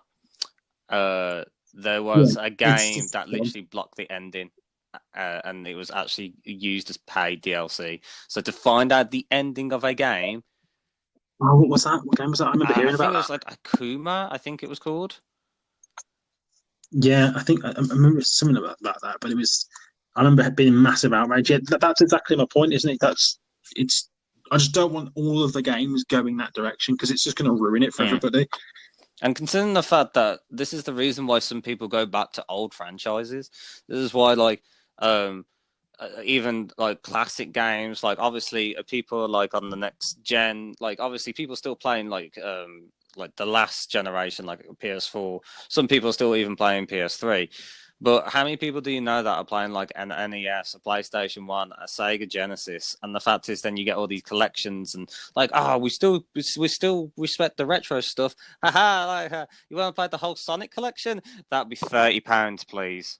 It's just like, oh, yeah, and like even like I wanted to check of how much Final Fantasy 9 was because I love Final Fantasy 9, and even that was like 15 quid, and I'm like, I'm sorry, like I can understand, but 15 quid, like, come on, like I could. It's just money grabbing. Mm, Yeah, it's ridiculous, like considering the fact that there's some games. A lot of people do go back to the retro or back to the olden days. Just literally, like for example, like the first Doom and Doom 1 and Doom 2 are like £1.50, which is like a totally justifiable price. Doom 3 was only 4 quid. Like that's such a bargain. And considering that, yeah, I know they're not, but this is the thing what I'm talking about. There are some companies out there that respect people, that respect yeah. the fan base, that respect the franchise that they produce, and some of them don't give a fuck. And I know, like, I know that some people will listen to this podcast going, "Well, so basically you're just moaning about how expensive it is," and it's like, well, no, because they just literally lost the point. They had an idea, they went up with it, they reached the peak with that idea, and now they're just pumping out literally the same shit over and over again. This is the reason why I don't like football games, because literally, if you showed me a difference between if someone could show me the difference between FIFA 2019 and FIFA 2020, I probably couldn't be telling you apart from a slight graphical update or the teams have changed. Who gives a flying fuck? It's the same with most sports games, mate. You look at like NBL or the wrestling games or UFC game, like anything, they're all pretty much carbon copies of the one before, just different, slightly updated characters, Yeah. maybe. Um, but yeah, you've got a point. That is terrible. And they need to stop it. But what you were saying, how people are going to moan about, is it just the money? It's like what we're trying to get at. It's not how expensive things are, because things naturally are going to get Yeah. expensive with just how things go. That's just natural progression. But it's more the fact we've got an issue with. They're grabbing your money over producing good content for Mm. games.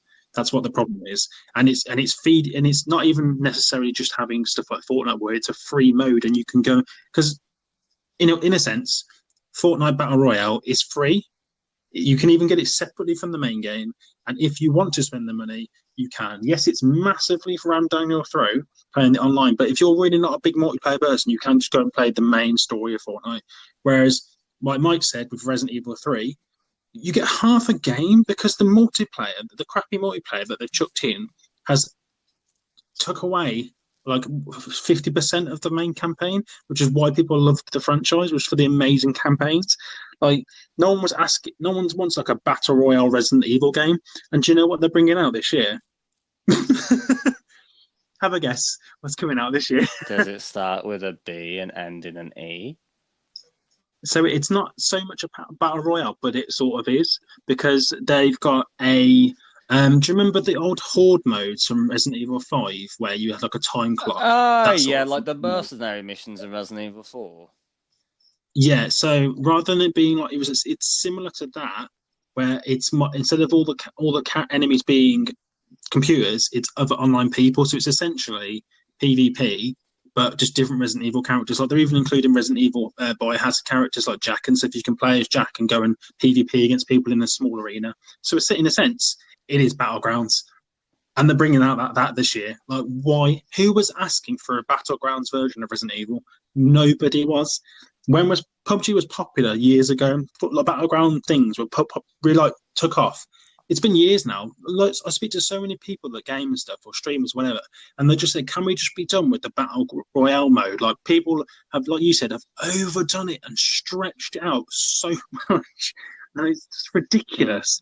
Why is Resident Evil getting a Battlegrounds? No one from the like, dear Capcom, stop making online multiplayer games. Exactly. Yeah, and that was my point when you said before. You said, "Don't tell them to stop it. Please stop. Like, we don't want a Resident Evil. Stop it right now." I said stop. Put the pen down. No. I don't want to see Jack with a frying pan on his back. Welcome to the family, son. Like, you know. No, mate, that would be that. You can't get Jack straight away. You'd loot box, mate. Oh, he's a £50 golden loot box with a shooting diamond unicorn coming out of it. Yeah, like Chris Redfield. What's DLC? You know, which is why I'm happy that Europe has, hopefully, fingers crossed, is making loot boxes illegal in gaming, because if they do, that's a massive thing. I know they've already done it in some states in America, so I'm hoping that it gets passed here. Obviously, when COVID and stuff is all done, we've got more important things going on at the minute. But I really hope that gets passed. I love the fact that Star Wars Battlefront 2 was the game that literally tipped people over the edge. Out of all the multiplayer. Yeah, you don't fuck with Star Wars, mate. They are hardcore fans who do not shit on Star Wars. Yeah. Fans. They weren't happy with that. That's a perfect example of that game of how they went way too far with that. They took it way too far. And then they had the audacity to be like, well, we're not going to say sorry about it. This is just how business is business. And it's like, if you have that mentality, you're gonna. I don't care. Like I'm a very big Star Wars fan. Not as big as I used to be, but I'm still a massive Star Wars fan in comparison to others. Hence, you know, when you see on my streams the Episode 6 original print poster of Return of the Jedi, by the way. But people were just like, because me and my friend John are massive Star Wars fans.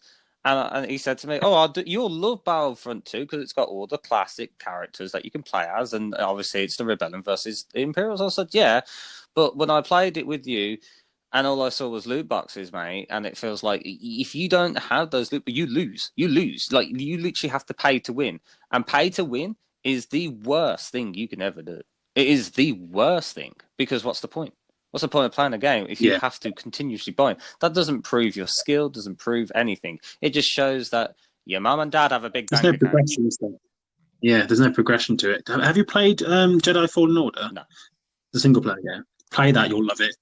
I'm not even a huge Star Wars fan, and I absolutely adore that game.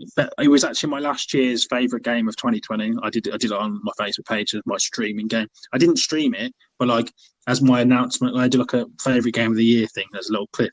That was my favourite game of last year. It's brilliant. It's got everything you want out of a Star Wars game. So I'm so glad that they're probably nearly finished making the second one by now. And that they said that it's officially going to be the new series of Star Wars games. So they're all going to be called Jedi something, like Sith Revenge or whatever the next one's called. And it's actually canon in the Star Wars lore as well. Ooh. So for all you Star Wars nerds out there, if you haven't played Star Wars Jedi Fallen Order, go and play it. It's amazing, to the point where you can customize your lightsaber, the hilt, the color, the crystal, literally everything. Your clothes, like you can do so much stuff. And the combat's like Dark Souls, but with lightsabers. So it's amazing. Like you can deflect bullets and force choke people, and like it's brilliant. Really, really, really good game.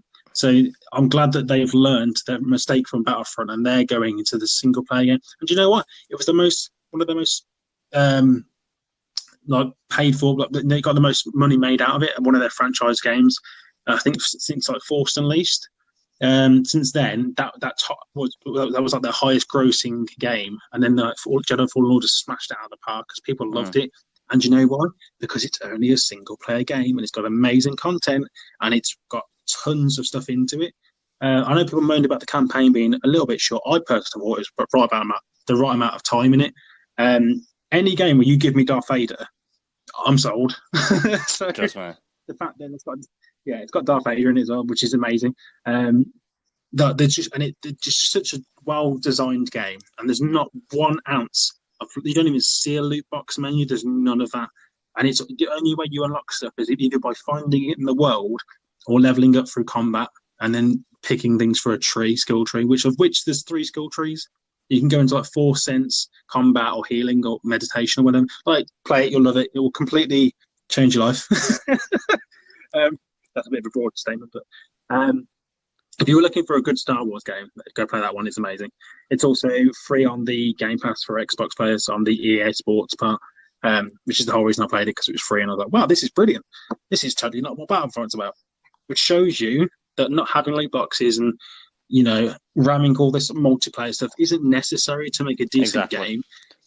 It's just become the trend from developers for some stupid reason. It's all just become money grabbing whores.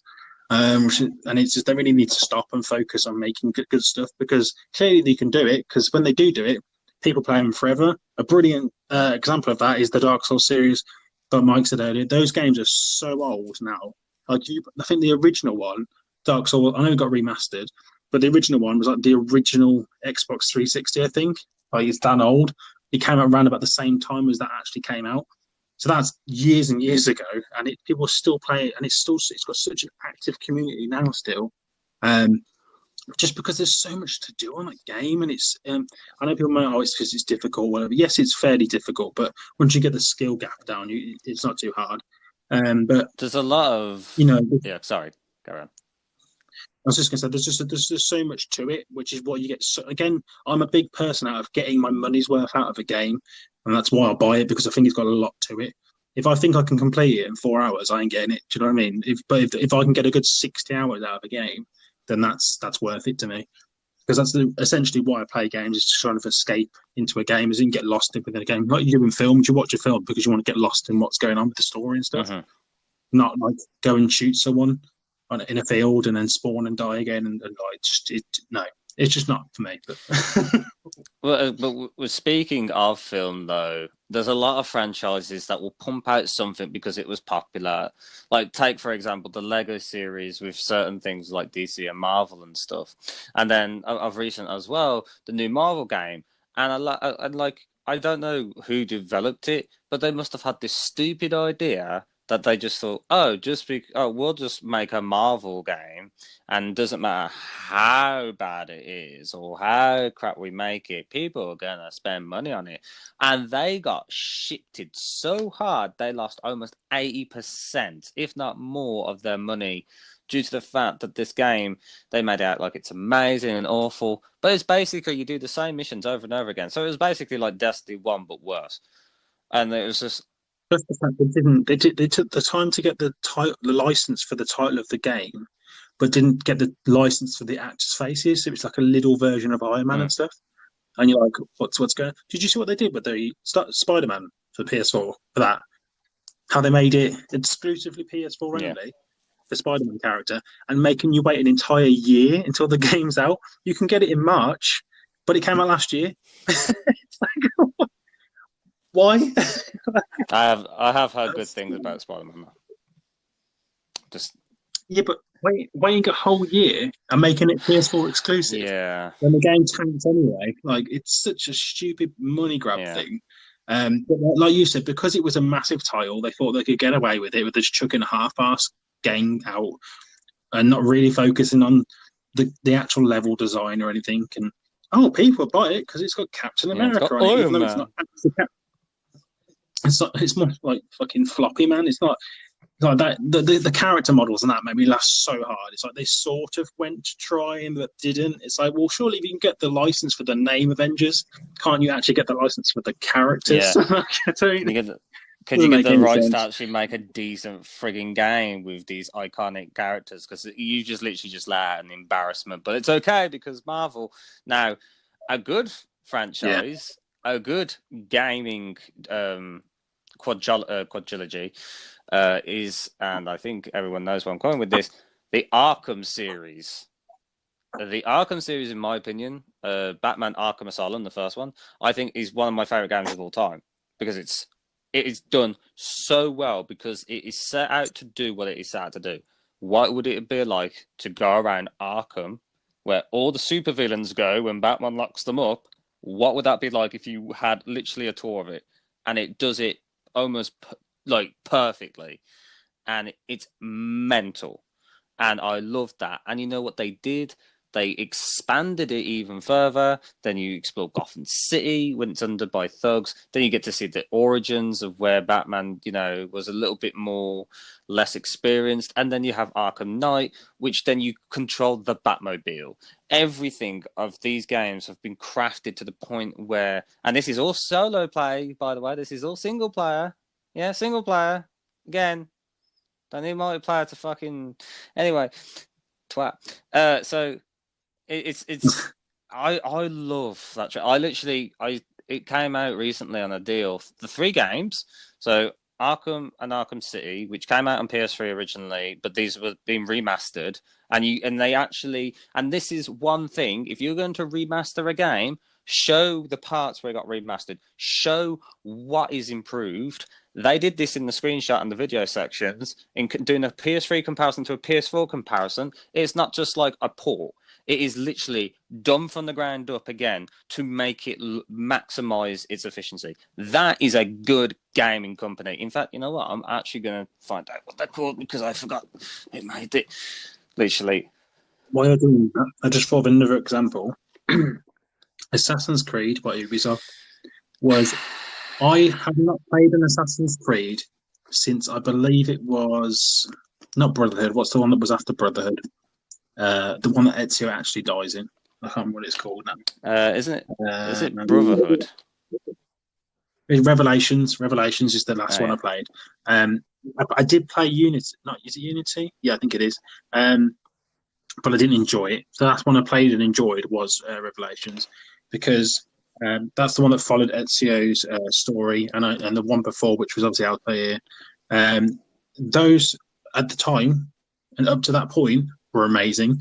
They've had so much world detail to them. There was no buy this loot box and all the rest of it, but you can clearly see as the trends of games have gone on throughout the last couple of like 5 or so years that Assassin's Creed for me after Syndicate.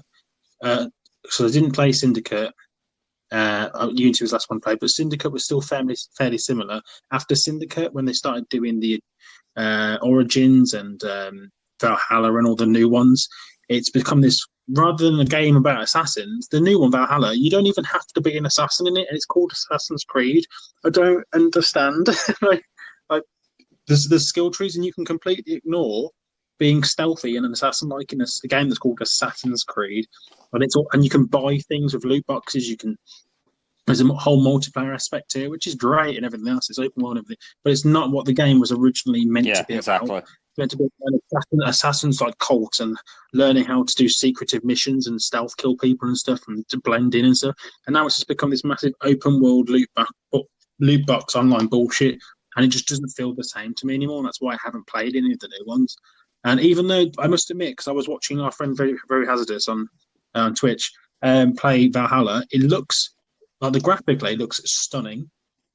And I feel like if I played it, I'd probably enjoy it, but not as an Assassin's Creed game. It annoys me. And that's what he said. Because I said to him, "How are you? This isn't Assassin's Creed, mate." I said, "What are you doing?" And he's like, not having a go at him, but I was just like, "How are you enjoying this?" Because it doesn't seem like it's an Assassin's Creed. Because he was like, "You don't even have to do the stealth stuff." It's complete, because he went completely the other way with it. It was just raiding everybody and not being an assassin at all. I said, but it's literally called Assassin's Creed Valhalla. How is this a game about assassins when you don't have to do it? It's like, because it's optional. It's like, yeah, but the games originally were like, that was the whole point, clearly, because it's in the title. And again, I feel like because of the way the pop culture's gone, with that having to have open world, having to have loot boxes, and having to have online, it's made one of my favourite franchises to the point where I don't even want to play it for the last few years because it's just not what it was. And I'm afraid that they're going to do that with everything, because there's a new BioShock coming out either this year or the year after. Bioshock 4, they said they're making another one. I pray to God it doesn't have loot boxes online or any of that crap in it. Even though Bioshock 2's online was actually really fun, to be fair, because they kept it authentic and it wasn't like this massive thing. It didn't have loot boxes. It was just you played as someone from Rapture and you had powers. Um, but they even shut that down pretty quickly because they realised it wasn't what the game was about. Whereas I hope they stick to the way that the game was meant to be. Because if it turns out to be this massive open world thing where you just walk around and you event, sometimes you've got something to do with Adam, which is what the drug's called in the games. Um, it's just going to ruin it for me because that's still my favourite franchise is Bioshock, and then Fallout after that. And it ruined Fallout a lot, and it really hurt Bethesda bringing that 76. As much as I love 76 and I play it nearly every day, it really did hurt the franchise because they didn't follow up. And I have to give credit to Bethesda, even though it took them well over a year to fix the problem. They're another one that took this whole path of, oh, well, everyone just wants online, everyone just wants loot boxes, everyone wants a battle pass, and so they brought out Fallout First, where you pay such and such a month to get all this free stuff that you can't get without it. Which, by the way, makes it you have to. Like, I have Fallout First because you need Fallout First for that game. But like I said, I get it because it warrants me getting it because I play it all the time. Whereas if you was just someone that wanted to play it casually, you'd have to have like they give like a scrap box and you've got all your storage in, and you don't get that unless you buy this battle pass, which means you wouldn't basically be able to carry anything, which kind of makes the whole loot. Fallout's massive thing is you can loot stuff and get scrap, and you can't hold that scrap if you don't get this battle pass because it basically forces you to get it. And they didn't have any AI for the first year, and it was like, well, people love Fallout for the funny dialogue The you had with the NPCs. AI. Yeah, and it's like, why aren't this in the game? And they didn't put it in the game because they didn't think that's what people wanted. They think people wanted open world, online PvP, and you could buy whatever you want and it would make you amazing. Everyone was like, no, this isn't what we wanted Fallout. This isn't. No one asked for an online Fallout game. People asked for co-op Fallout, and they gave us online, and this is not what it was. Now that they've added the NPCs in and they've taken away the PvP mode and put it to its own separate thing. That mode's actually dead, by the way. No one play. They've got a battlegrounds mode, but no one plays it. It's dead as fuck because everyone plays it for what the original games were for, which is why I only because if they didn't make the changes of those years, I probably wouldn't be playing it. So I took a 6-month period when they didn't have any NPCs, and I came back when they added them because it felt like the actual game again. And I'm hoping that they don't carry on doing that. Other companies, I mean, with other franchises that I liked, which sadly they already have with Resident Evil. I'm hoping they've learned their mistake because Resident Evil 7 was amazing. So I'm hoping that Village is amazing, looks amazing. I'm just hoping there isn't any loot box that gets you through the level quicker or whatever, or some silly online mode that we don't need. But hopefully, the people are learning. I think from people don't want this stuff and we don't tolerate it. Do you know what I mean? And I know a lot of the gaming community has come out and said that we're sick of you trying to just take our money without putting any content into the actual game. Like people didn't get just because they've got a title doesn't mean it's necessarily going to be an amazing game. Which is kind of what you said with Marvel. They thought, oh, the title alone would be enough to get people to stick at the game. Well, after we've sold the copies, and everyone's like, well, no, we're just gonna have refunds because the game's shit. Like people won't tolerate it, which is nice to see. And hopefully, it makes these gaming companies realise that we can't get away with this stuff, and we've got to actually focus down and make a decent game again. Which makes me hopeful for the next Elder Scrolls game. Hopefully, it's going to be amazing. But I suppose it's like a time will tell kind of thing. So, the people that made the Arkham series was called Rocksteady. So, by the way, Rocksteady, if you ever listen to this, thank you for giving us Arkham Asylum, Arkham City, and Arkham Knight, because I believe that's your trilogy. And I think Origins, I may be, again, incorrect about that. Origins was made by someone different, but you guys were related or some shit. Anyway, doesn't matter. Either way, all 4 games are amazing. You should play them if you're a massive Batman fan. And Arkham City is considered one of the best games of all time as well. So, something's gone right. And it's not even. And the best part is, there's such a big gap in between each game. And they let it mature like a fine wine, and people can come back to it because, it's the kind of game, the single player experience, that you could probably play that game again and enjoy it to maximum, which I couldn't do with Assassin's Creed. For the life of me, as you were saying, I don't understand how Assassin's Creed got off in the first place, considering the fact that the first game, even though it was about stealth and to a certain degree, it was one of the most bare bones experiences I've ever had with a franchise, and it was literally bare bones. Like it's mediocre to God knows what. Um, and then there was Assassin's Creed 2, and that's when that defied all the other games in the franchise. Like that is the selling point. And then from there on, they just expanded the different timelines. But then it got less about stealth and assassins, and it got to, as you go, open world build, which is fine. But why did it have to be Assassin's Creed? And the reason why it had to be Assassin's Creed is because that is the title of the game that everyone sucks on.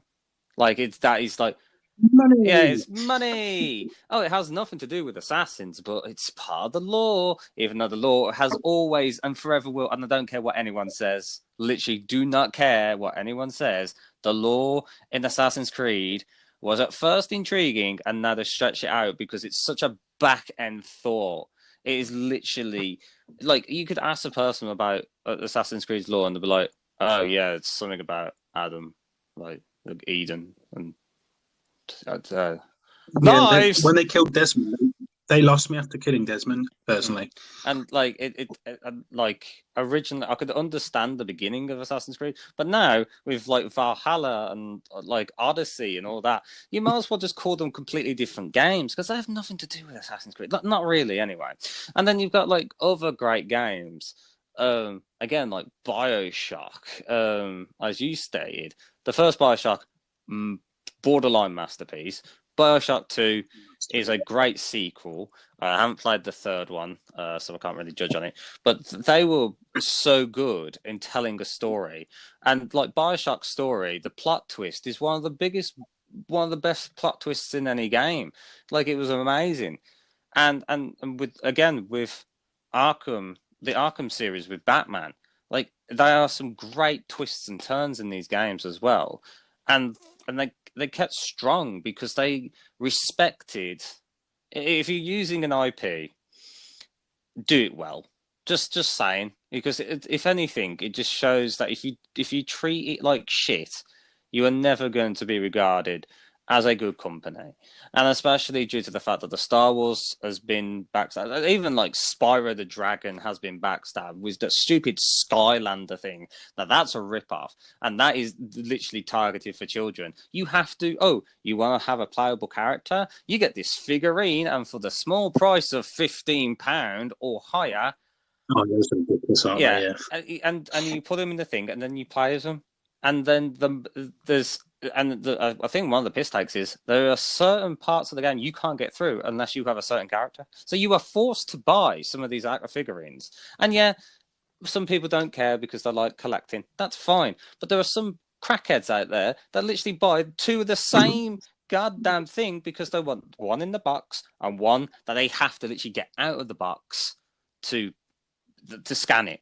It's fucking nuts. It's insane. But and then people are just like, well, you know, it's my money, do what I want. This is not the point of what we're trying to make. It's the fact is that the whole thing is people are forced. I almost feel like they're forced to do this. Literally go shoved down your throat.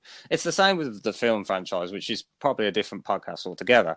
Where, for example, Doctor Who. I love Doctor Who. I've been a massive Doctor Who for donkeys. And it's always been an escapist kind of show. But lately, ever since Jodie Whittaker comes and Chris Chibnall's the head writer, political correctness has literally been so shoved down your throat where sometimes she's looking at you at the camera telling you why you're a bad human being.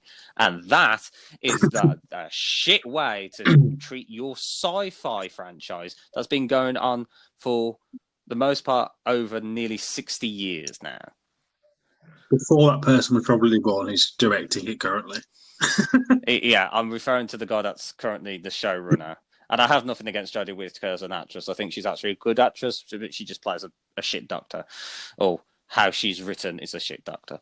Anyway, I digress. So, yeah, point of the story is go buy single player games because they're great. Because there's so many I can think of at the top of my head. The Crash Bandicoot trilogy, the Spyro trilogy, Horizon Zero Dawn. Oh my god, that game is so good. Ratchet and Clank is also good, even though the original reanimation is better. But just Do you know what my favorite thing is out of games is long storytelling that pays off later in other yeah, series of that game, which is what I also find is not in newer games anymore. Like you're talking about Bioshock, not playing Bioshock 3. yeah, In Bioshock 3, it vaguely links to the other ones because it's in the sky and it's got like, it's very, very different. And you're like, well, this has got nothing to do with it. But then you play the DLC of the third one. Bearing in mind, it's so many more years after the first game came out. The DLC links the entire game together from the end of the third game to the start of the first one. It explains how the first one starts. You're literally playing the first game again, like 10 minutes before the first game starts, and you're actually playing Jack in the first game. You're playing, you physically see Jack come down in the capsule. You know, when he goes in the capsule and sees that guy get killed up against the window. You watch that happen in the DLC of the third game. It explains how you got to that point. And that's like years of long storytelling that just loops back around, which is why things like the Marvel films do so well because it's long storytelling that people get connections with certain characters and then they have payoffs later down the line. So you actually give a shit when stuff happens. Do you know what I mean? Like, for instance, like you said, I forget which game it is with the Batman series, but where Joker doesn't he end up being Batman or take like he's in his head or something, yeah, isn't it? yeah. I In forget what happens. Arkham Knight, since he's dead in Arkham City, he dies. He is like a part. It's because of Scarecrow's gas, because he's like the main bad guy in Arkham Knight, which I haven't played, by the way. I just know some of the story, and the reason that Joker's there is it's his conscious at the back of his head, so he sees the Joker every time he gets affected by Scarecrow's gas.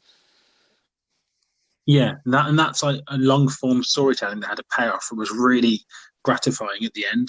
But it's like you're not going to get that from a Warzone, a Fortnite, or the newer franchises of games that just seem to half-ass their way through these really respective, massive fan base titles that they're just shitting on, and they really need to stop doing it. Like, how much did they hype Cyberpunk? Like, it was hyped to the moon, and I can't even tell you I know anyone that plays it Hmm. now because they just chucked like so much stuff at it, and then they were rushing so much, and they had. I think they were trying to do too much with that game. Was the problem? I think they were trying to be too inventive, and then apparently there was meant to be a heavy loot box thing involved with it as well, uh, as part of the campaign, but they took it out, and that's kind of what slowed the development down. But so again, that's another way that it's harmed the actual main campaign because it probably would have been amazing if they'd had the proper amount of time, not focused on multiplayer. That was it. They were trying to add multiplayer to it as well, weren't they? Because everyone was on about multiplayer for ages, and they tried to add it, but then didn't have the software or whatever to be able to add it at the time, as before the Hmm. release date. So that's why they pushed it back so much, which is one of the issues that they've had with it. And people are still demanding for a multiplayer because some people just. I can take or leave multiplayer personally. I don't know how you feel, but I'm not desperate for multiplayer in my games. I could quite happily sit and play a single player one every night and be happy with it. Yeah, Even when I play, yeah. you know, It's, like it to me.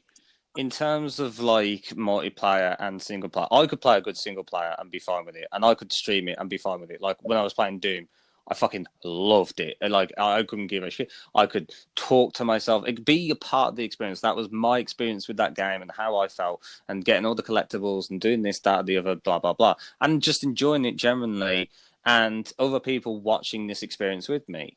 And I love the fact that some people still love watching a good campaign, just a good campaign, especially like one as simplistic as Doom, because it's barely any proper story, even though it's it's a can't, pure isn't it? Yeah. fucking car, which I fucking love.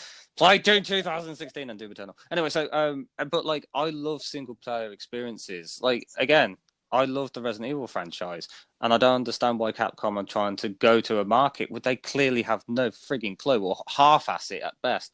And then like or even campaigns that had really good campaigns, and now they're becoming like, oh, we'll just stick this on because reasons, and and you can tell it's just so lazy and half-assed. And like, sometimes I'll just want to play a good solo game and be in my own little bubble and not be disturbed, like watching a good film, like a film, like a good film that you enjoy, like if it's a horror or comedy or a romance, it's kind of the same thing, but except I think games are better because you are the person controlling what's happening, and I think that is, You get more lost. You get more lost within the thing yeah. that's happening, don't you? Which is why you like playing them in the first place. So, well, at least the majority of people like playing games with that. I know I certainly do. It's a escape from what you're doing. If you've had a stressful day at work or whatever, or you've just had an argument, you play a game that you really love, you get invested in the Mm. story, and especially if it's like an ongoing campaign that you're really into. For instance, like would it be Batman for you? Bioshock in my case. If you was like halfway through the campaign and you join back where you were and you instantly back in and involved in what's going on, and it's just a nice Mm. escape, a way to chill out. And that Um, happened with let's go. Skyrim and Fallout and the Arkham Yeah, series. Skyrim was massive. Yeah, well, Elder Scrolls in general, because I know there's like Morrowind and Oblivion, Oblivion. Yeah, which, by the way, I think they should get remakes because I've only heard positive things from them. But obviously, Skyrim was the thing that blew it up and like, oh, look, Lord of the Rings. Oblivion was meant. I've played that as well. I really enjoyed that. It was just very, like you said, it needs updating really because of the Mm. controls and stuff. But that's just because it's ancient at this point. But But to your point, take a Borderlands series, right? You could play that solo by yourself or play that with friends. Either way, you get you get two slightly different experiences, but the fact is you're enjoying yourself. You play Borderlands with usually people that understand that kind of game, and it's kind of humor and it's kind of like wacky kind of stuff. Sometimes it has its serious moments, and to be fair, the fact that it's comical, yet it had engaging characters. But the fact that it had an engaging, fun gameplay, but you didn't need to play it with another person. You could play that completely solo, and that's fine. Like you could play that game wherever you liked, and that's why I love the Borderlands thing. But obviously, there is an option of online, and I think one thing that needs to come back is proper co-op. Proper co-op needs to come back in a big way because proper yes, co-op was good. Like, look how good the Left 4 Dead series was. Like, that was just a World War Z, which I personally do enjoy. Yeah, it's like you can play that by yourself with 3 bots, but it's far more better when you play it with other people. But it's not this competitive battle royale multiplayer thing. I like the fact that you guys work together. That's the why I an underrated co-op game, A Way Out. If you've never played that, oh, highly recommend. I've played Highly it. recommend. Do you want to know my favorite co-op game of all time? Is Lord of the Rings: Return of the King for the PS2. Never played it. Well, I don't know how much of a Lord of the I'm a Rings big fan you fan. are, but it was amazing. You could do the entire campaign in co-op, and it had a separate solo mission, but you could do it entirely in co-op, and you could beat any character you wanted, and you could go through the tree of the entire film story level yourself, Hmm. and it was brilliantly done. And it's funny that you say more co-op games because literally like last week, I was saying to a friend of mine who I have on Xbox, I'd like to just try and find a co-op game to play with someone because like you said I was sick of just playing PvP Mm. games all the time. And there's such a shortage of decent co-op games. And I mean, I don't mean like games that are a single player and someone could just join you a bit like Dark Souls where they can just join out for a bit or whatever. I mean like a game that's solely designed around co-op, or the co-op actually means Oh, something it's if it's proper in the game, like it has its integrated. own Yeah. yeah, like if it has its own separate story mode. Like, do you know what one that is good? Oh no, isn't a No Way Out? I think that's the one you mentioned, the one where you get out of prison. Yeah. Is Way that the one you're Out. on about? Yeah, A that's Way the Out. way out. Yeah, that's one you mentioned is a brilliant example of a brilliant co-op game. Like you have to have someone play that with you, don't you? Because you have separate screens and you do stuff together. I love that game. I played it a while ago, but that's a brilliant example of a decent co-op game. There needs to be more of that, which is what I was originally asking for Fallout 4 to have just a co-op Yeah. version and have a separate storyline. But they brought out online version with loot boxes and all this DLC crap, and it's like, I just realised I yeah, actually technically haven't answered your question either with the single and multiplayer. So, like I said, I love solo games. I love campaign games. I like one-player games. I think they're like you can't go wrong with one if it's actually properly good, even if it's decent. It's like sometimes you're like, you know what, I had a good time with that. Wasn't my favorite. Wasn't always the Yeah, best times, and then maybe the ending was a bit shit, or maybe it was like going a bit too long, whatever. But it's always a fun experience. But I could only say in multiplayer games where I've really thought like this is shit. This is boring now. This is repetitive as god. This is so like you can't enjoy like a proper multiplayer game these days, like unless you're with friends.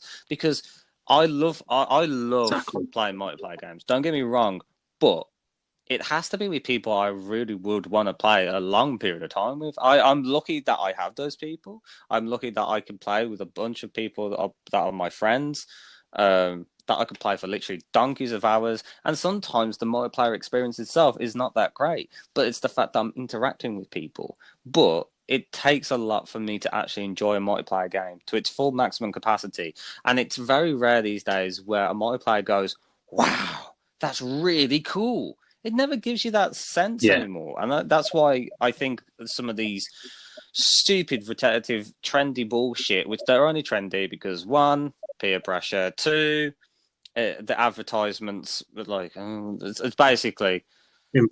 basically all Yeah, Raid Shadow Legend bollocks, basically, isn't it? Like, very Shadow Legends. Yeah, well, fuck off. Just do us all a favor. Look for a decent.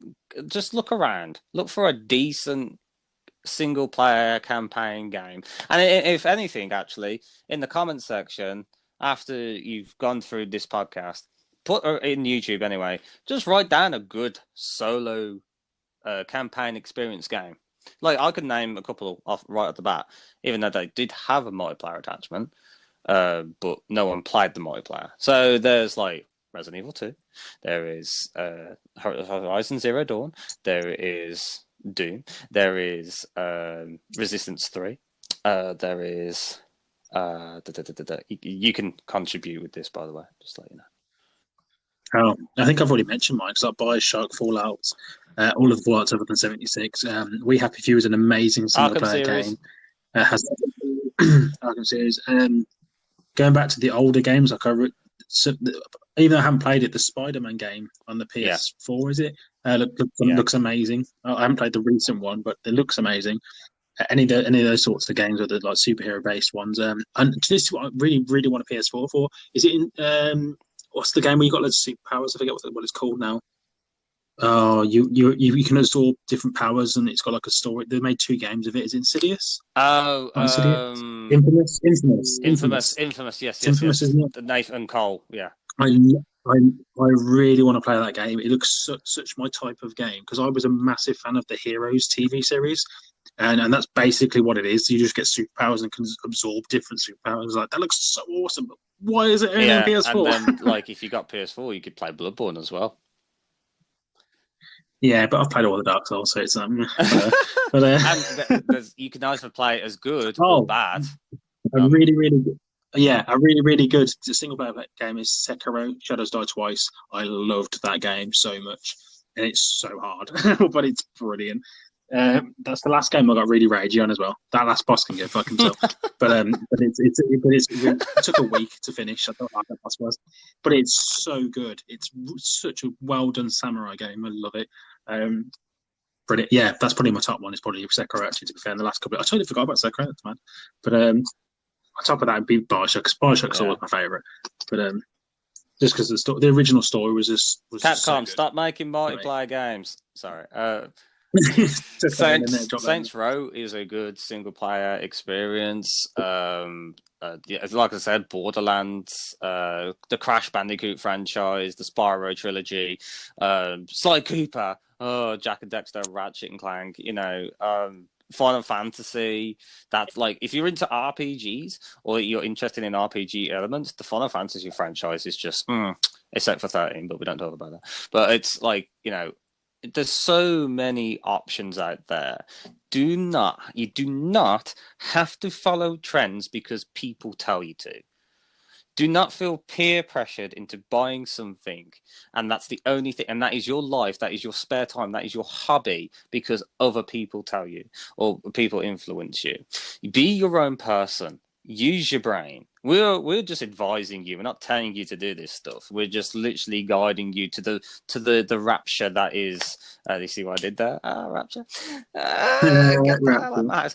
So just expand your horizons. Just give single one campaign games a shot, because there's a lot out there. There's a lot of good games out there that I can. No, sorry to cut you in. Also, if a game is charging you extra money for levels on top of already charging you £60-70, tell them to go fuck themselves. Don't feel forced to get a battle pass. Don't feel forced to do loot boxes. Yes, they're not. Yeah, no loot just boxes. don't do any of this shit. Try something other than a battle royale game. And I know some people are just going to be like absolutely vegetables at this state, going, "Well, what if I enjoy them and I just enjoy them, and everything that we've just said is invalid?" Then that's you know what? That's great. That's great. If you enjoyed these, that's fine. But don't force it down our throats. You political correctness piece of. Anyway, so yeah, the point is that just don't always just follow a trend, because I always find that people that follow trends are literally so boring as well. Yeah, it's nice to have different views on different subjects in terms of gaming, because that's obviously what we're talking about. But in general, it's nice to meet people that like different stuff and don't all just like the same thing, because then what are you going to talk about? Like, it makes it for more interesting conversation. Anyway. Oh, one more thing. One game that we forgot to mention in terms of trending. Five Nights at Freddy's. Okay, we've got 10 minutes left. I don't think we've got time to talk about that shit. All I'm saying is overrated piece of garbage. Lore literally had to be forced out like a fucking dried milk cow, and like literally, actually, people literally forced it to be popular and forced it the reason why it's a good game, even though it's not. It's really not. If people are wondering, by the way, it's a jump scare, cheaply made game. You probably all know what it is by this point. But if anyone would like to play a decent horror game, Visage is amazing. I've also got a review of that on my channel.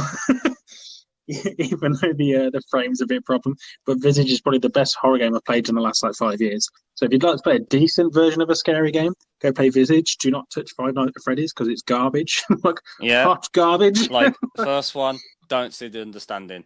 The second one, it was an improvement. Still don't get the hype though. Third one, literally they went backwards. They went backwards in content. They went backwards. It was worse. Yet, oh, it has 3 behind it, and the bite of 76. There's nothing. And then the fourth one is just like, again, it's shit. Don't play five. It was, the lore does not make sense either. They literally. They forced the law out. They forced the law, Adam. It's so bad, and even the law itself is garbage. Yeah. Like, you take away from anything this podcast is Mike really likes Five Nights at Freddy's. I'm really into loot boxes, and we want more online multiplayer games with we want Fortnite, Warzone 2, Team Fortress Trilogy box set. Fluffy Bunny Death Robot 5 loot box shiny gold diamond unicorn battle pass. Unlimited power, hardy. So fight against the battle passes, fight against the loot boxes, and fight against ramming down battle royals down our throats, and play decent single player games and good content. Never go down. Games. Yeah, never go down that road of if you can't beat them, join them. Don't. No. It's not one of these incidents. And for the love of God, Capcom, stop making online games. Just stop the internet. Just stop online. Just stop it. I think we'll leave it there before we completely rant for another hour and a half, because it's literally just been repeating ourselves for the last 2 hours. But anyway, please do check us both. Check us both. I can't English. Jesus Christ, good social platforms. Check us both out. Give us a like on both of the videos. Give us a subscribe on both our YouTube channels, as it will be on both of them. If you listen to us on Spotify, make sure you give us a follow, as we are trying to grow that as well. We'll catch you guys on the next one, and thank you for listening and watching.